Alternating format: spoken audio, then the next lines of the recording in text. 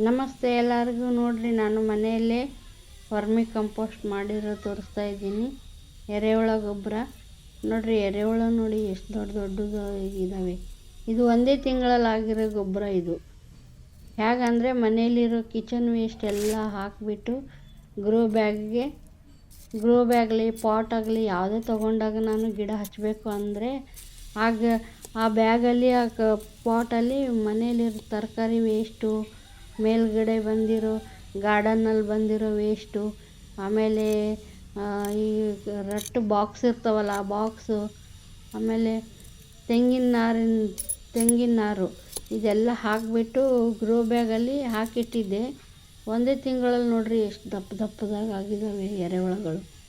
ಈ ಎರೆಹುಳ ಗೊಬ್ಬರ ತರೋಕ್ಕೆ ಏನು ದುಡ್ಡು ಕೊಡಬೇಕಾಗುತ್ತೆ, ಆದರೆ ನಾವೇ ಮನೇಲಿ ಮಾಡಿಕೊಂಡ್ರೆ ಗೊಬ್ಬರನೂ ಚೆನ್ನಾಗಿರ್ತದೆ.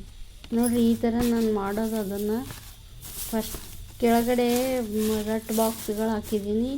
ಅದ್ರ ಮೇಲೆ ಹೂವು, ಹಣ್ಣು, ತರಕಾರಿ ಇದೆಲ್ಲ ವೇಸ್ಟ್ ಹಾಕಿ, ಆಮೇಲೆ ಒಂದು ಸ್ವಲ್ಪ ತೆಂಗಿನ ನಾರು ಹಾಕಿ ಮಣ್ಣು ಹಾಕಬೇಕು. ಆಮೇಲೆ ಮತ್ತೆ ಒಣಗಿರೋದು ಸೊಪ್ಪು ಅದೆಲ್ಲ ಒಣಗಿರೋ ವೇಸ್ಟ್ ಎಲ್ಲ ಹಾಕಿಬಿಟ್ಟು ಮತ್ತು ಎರೆಹುಳ ಅದರಲ್ಲೇ ಹಾಕಿದ್ದೀನಿ. ಇದರಿಂದ ಮತ್ತು ಬೇರೆನೂ ಆಗುತ್ತೆ.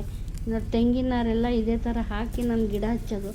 ಫಸ್ಟು ಆ ಗಿಡ ಏನಾದರೂ ಬರಲಿಲ್ಲ, ವೇಸ್ಟ್ ಆಗೋಯ್ತು ಅಂದರೆ ಈ ಗೊಬ್ಬರನ ಎತ್ಕೊಳ್ಳೋದು. ಇದೇ ಥರ ಮಾಡ್ತೀನಿ ನೋಡಿರಿ. ನೀವು ಹೀಗೆ ಮಾಡಿರಿ ಮನೆಯಲ್ಲಿ. ನನ್ನ ಚಾನಲ್ ಇಷ್ಟ ಆದರೆ ಲೈಕ್, ಶೇರ್, ಸಬ್ಸ್ಕ್ರೈಬ್ ಮಾಡಿರಿ.